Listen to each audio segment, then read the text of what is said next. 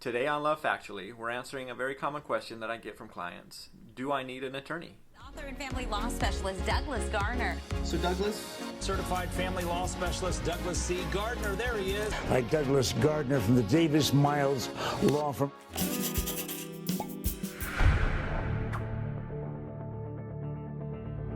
One of the questions that many clients have is, do I even need to have an attorney? The answer to that is generally yes. Can you do a divorce or other complicated family law case without an attorney? Well, technically you can, just like you could possibly give yourself your own root canal. Neither one's a good idea, but if you're drunk enough, you can try and make it happen. Why would you need to have an attorney?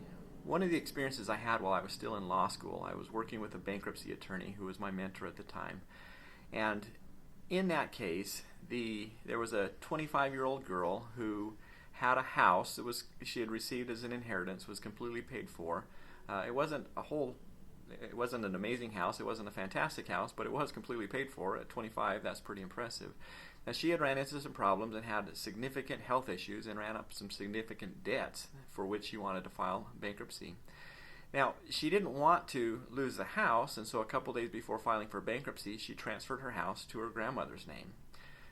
Unfortunately, in bankruptcy, that's called a fraudulent conveyance, and so the house came back from grandma and went to the bankruptcy trustee, who sold the house and then paid off all of her medical debts, and she ended up with a few $1,000s instead of a paid-off house. What she didn't know is that because the house is an exempt asset in bankruptcy, she could have left the house in her name and then it would not have been sold. She would have been protected. At that time it was up to $125,000 of equity in the house, and her house was worth less than that, and so she would have been able to keep the house free and clear. The bankruptcy judge, who was my mentor at the time, looked at her, but I think he was mostly looking at me and teaching me at the time, and he said, "Why did you not hire an attorney?" Well, her answer was, "Well, I couldn't afford an attorney." And it struck me at that time that she had just blown it was about $100,000 equity in a house that she could have kept if she would have spent about $2,000 on a bankruptcy attorney. And so her answer of, I couldn't afford the $2,000 to hire a bankruptcy attorney, and so instead I lost $100,000 of equity in a house, that struck me, and I use that example many times in helping people understand that you can't afford not to have an attorney. There's just too many pitfalls and too many mistakes that you can make. Now, I've also had cases where clients come in and consult with me early on in the case and say, hey, how much am I going to need to hire you? And in a typical case, my answer is, well, we'll need at least a $5,000 advance towards fees or deposit that we can use to work on your case. In some occasions, these clients elected not to hire me and decided to proceed with their case on their own, and then months later, after they've made all kinds of mess, they would come back in and say, "Oh my goodness, Mr. Gardner, I've decided I really do need to help you. Now, do you still need $5,000? Well, my answer is, let's talk about what's happened in the last couple of months since you've tried to do this on your own. And as we talk about their case, we start to realize just how much worse off they are now than before the case had even started. And so sometimes they're surprised when I say, "Okay, I'll take your case now, but we're going to need at least a $10,000 deposit. Not only do we have to finish your case up, but we have to undo all the mess that you've made over the last few months on your own." And so sometimes trying to save money and doing things on your own, you may create a bigger mess and actually make your case more expensive and cause your attorney more work in getting your case resolved than if you would have hired an attorney earlier in the case. So consult with an attorney early. Make sure you're having appropriate discussions with your attorney and learning what your rights are early. And be very leery of going about this on your own. Save a few $1,000s when you may be costing yourself tens or hundreds of thousands of dollars or years of aggravation, having a bad custody outcome with the judge. It's just not worth it. Now, when clients say, "Do I really need to have an attorney?" another part of my answer is, look, this is your first or second or maybe third or fourth or fifth divorce, but I've been through thousands of divorces, none personally, but I've been involved in thousands of divorces, and I've been able to see those divorces through and resolve it. And so you cannot possibly know as much about divorce as I do, because I've been there many, many times. Now, what does that mean? Well, as a divorce attorney, I'm many things. One, I'm your paid professional pessimist. Now, let that soak in for a little bit. You're paying me to think about what's the worst thing that can happen in your case. If you've been through one or two divorces, or hopefully none at all, you may not really have a good grasp of just how bad things can go. Having been through thousands of divorces, if it can go wrong, I've seen it go wrong and had to try and figure out how to fix it in different cases. So when I'm looking at things, I really can see, hey, what is the worst that can happen? I've got a much more appropriate answer than you may be able to come up with on your own. Once we've identified what's the worst that can happen, we can come up with a game plan to avoid those errors or fix those errors and make your case help your case out. Now, you also need a good attorney to help you with drafting of your documents. Too many times I've seen two parties that think they have an agreement, they write down their agreement, and then they have the judge approve the agreement, and then 6 months later they pull it out because they have a disagreement, and guess what? Even though they have it in writing, one person says, see, I was right. This says exactly what I was telling you. And the other person looks at it and says, no, that says that's exactly what I was telling you. And they're both reading the language completely differently. A good attorney is trained to write things in a way that is very enforceable and that is very specific, and the judge can help interpret that if necessary. But too often, non-attorneys trying to write things that are legally enforceable create these ambiguities that later end up costing much more to interpret and enforce than it would have cost to have an attorney write it up in the first place. A good divorce attorney is also important to have so that you can negotiate through difficult settlement terms. As having been through these thousands of divorce cases, I'm familiar with the terms and the way things are typically done, and I'm familiar with the exceptions and how those exceptions can sometimes be beneficial and how those exceptions can sometimes backfire. But more importantly, how to make sure that those terms, once they're agreed upon, are written up in a way that can be enforced by the judge. Unfortunately, a very big part of my job as a divorce attorney is to help people work through bureaucracy. There's a lot of bureaucracy. There's a lot of things that are done that nobody unless they're an attorney, nobody understands why they're done. And even as attorneys, the answer to why they're done is, well, because that's how they were done 400 years ago and nobody wants to change things. And so this bureaucratic process that we're in, dealing with the judges, dealing with the courts, the clerk of the court, dealing with other attorneys, dealing with people who the opposing party doesn't really want a divorce, or he's angry or bitter or whatever the case may be. There's just a lot of bureaucracy, and sometimes it takes a good attorney to know how to keep your case moving forward, even though there's all these different places where your case can slow down and get lost if you're not careful.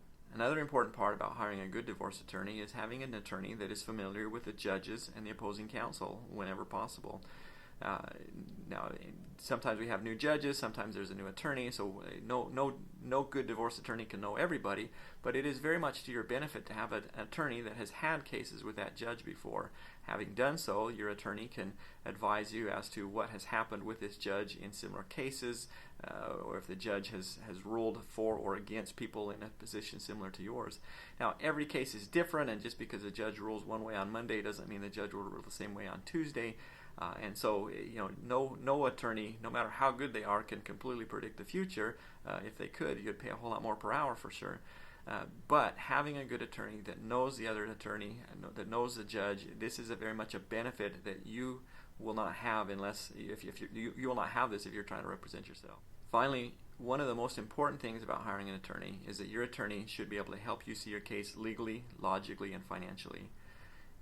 You should hopefully also be able to see your case legally, logically, and financially, but you're going to be emotionally involved in your case. And anytime you talk to friends or family members, they're going to be emotionally involved in your case. Your attorney should not be emotionally involved in your case. This is important because your attorney can then give you a different perspective and help you making these important decisions. Many times your emotional involvement in the case wants you to reject a proposal because you want to teach the other side a lesson. Well, if your attorney can sit you down and help you save some money by taking a different approach, then you ought to be able to listen to that attorney. Now, as an attorney, I will give you the legal, logical, and financial advice, but ultimately it's your job as the client to decide whether or not you're going to follow my advice or to take your own guide and do whatever it is you wish to do based on emotional reasons. I'm not saying emotions are wrong. I'm not saying emotions are inappropriate, but you do need to keep your emotions in check with an attorney who is looking at your case legally, logically, and financially. A good example of this is I had a case many years ago in which the parties had finally reached an agreement, a very difficult, contentious case. The day before trial, they finally reached an agreement. We were able to then cancel or vacate the trial, and then we submitted the agreement to the judge. The judge signed it. As part of that agreement, my client was allowed to go back into the marital residence and pick up some of his stuff. And so he went there the following day and picked up several boxes that she had packed for him. I got to my office and received a nasty phone call and an email from her attorney saying, hey, your client came in in addition to the boxes he's supposed to take, he also took my client's vacuum. I called my client and said, hey, did you take her vacuum? He said, no, he didn't. So I responded and said, no, he doesn't have the vacuum. Now, the other side then wrote me more nasty letters saying, yes, he does. We want it back. We demand it. If he doesn't give us a vacuum by a certain deadline, we're going to involve the judge. I checked with my client one more time just to make sure. Is there any chance you have the vacuum? You know, if you open the boxes, is there something that somehow it may have gone in there? Did somebody help you pack? Did you somehow accidentally take it? And he said, no, in fact, when I got to the house, I took only my boxes, but because she's returning into the house, she had a plumber there giving her a carpenter there. She had various subcontractors coming in to look at the cost of fixing up the house because she was apparently going to now make a bunch of changes. Any one of these guys may have inadvertently taken her vacuum. So once again, I responded to her attorney saying, we just don't have it. The deadline that they'd given us to return the vacuum that my client didn't have came and went, and they then filed court papers saying, Judge, we need to have a hearing. We responded again through the court, and also I called the attorney again and said, hey, we don't have it. Can we just cancel this case? Nothing's going to happen here. My client doesn't have a vacuum. They insisted on going forward. We then finally, months later, had a trial. It was a short trial because it was a very single issue, who has the vacuum. And my client got up and said, Judge, I recognize that she's supposed to have the vacuum. I don't have it. If I find it, I'll give it to her, but I've looked at the boxes that I took. I simply don't have it. She got up and said, Judge, yes, he does. He does have it. And the judge said, you know what? Here's what we're going to do. I have no idea who has a vacuum. So, sir, if you ever find it, give it to her. And, ma'am, if you ever find it, tell him you have it so that he stops looking for it. And, oh, by the way, each of you need to pay your own attorney's fees because I'm not going to award either side attorney's fees. Now, that part's all true. Here's the joke. My client paid me, well, and this part's true also, my client paid me several $1,000s to get that far. Now, the joke is I then took that money home and bought my wife the new vacuum cleaner. That part didn't really happen, but it proves the point. If you're not careful, if you do get emotionally involved, as she did, even though I, as his attorney, kept trying to be the voice of legal, logical, and financial, saying, hey, this is ridiculous, spending thousands of dollars fighting over a $400 vacuum cleaner, the emotional involvement in the case sometimes causes people to make very dumb decisions. Now, even if you're trying to save money and you don't want to hire an attorney to do everything, at a minimum, go in and spend an hour with an attorney. Talk to an attorney. Have them discuss your case. Have them give you some advice. Listen to their advice. Too many times I've had people that reach agreements with their spouse as to what both of them think is fair.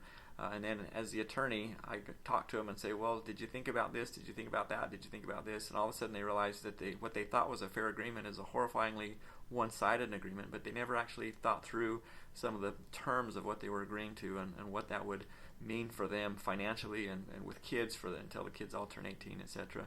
So at a minimum, sit down with your attorney, even if it's just for a 1-hour consultation. Listen to the attorney. Take their advice. Bluntly, their advice is probably going to be that you do need to hire them to help with the whole case. But even if you just sit down for that 1 hour, listen and learn as much as you can. But also remember, there's no way that an attorney, as good as they may be, as good as I am, there's no way that I can help you in 1 hour so that you will know as much about the law and as much about your case as I will, having gone through years of law school and having practiced for years and having dealt with thousands and thousands of cases. I can try and help you. I can try and give you some guidance. But really, unless you hire me, you're just going to be on your own I'll use that hour to give you as much help as I can, but unless you hire me, I can't really help you through the process and help guide you through all the difficult things and all the different places that you can really mess up your case without an attorney.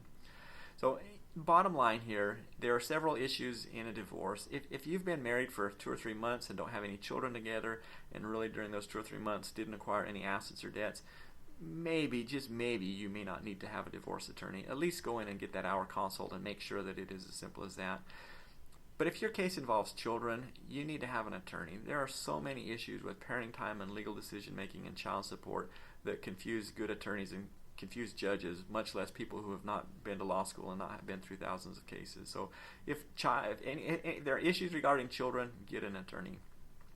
If there's issues regarding spousal support, one side's asking for it, or whether you're asking for it or the other side's asking for it, spousal support is complicated. You need to have an attorney. If there are assets that needed to be divided up, retirement accounts especially, retirement accounts are very complicated. If either side has retirement accounts from during the marriage, you need to have an attorney involved. If there's a business, whether it's one person's business or belongs to both of them, if there's a house with equity in it, whether it's one person's house or both of them, these are complicated issues. You need to have an attorney. If there's significant debts, again, $100 credit card, maybe you're okay. But if there's thousands of dollars or tens of thousands of dollars or worse in debt, definitely make sure you have an attorney, because there's a lot of different things that can go wrong with debt. If one side files for bankruptcy later on, anyway, there's a long list of things that can go wrong with debt. So if any of these issues apply, go in, make sure you have an attorney. So the bottom line is, go in and see an attorney, hire an attorney. Even if attorneys are expensive, the alternative of not having an attorney is so often much more expensive than coming up with money to have an attorney. I hope that you've enjoyed this Love Factually video. Please click the like button to help other people find our great videos.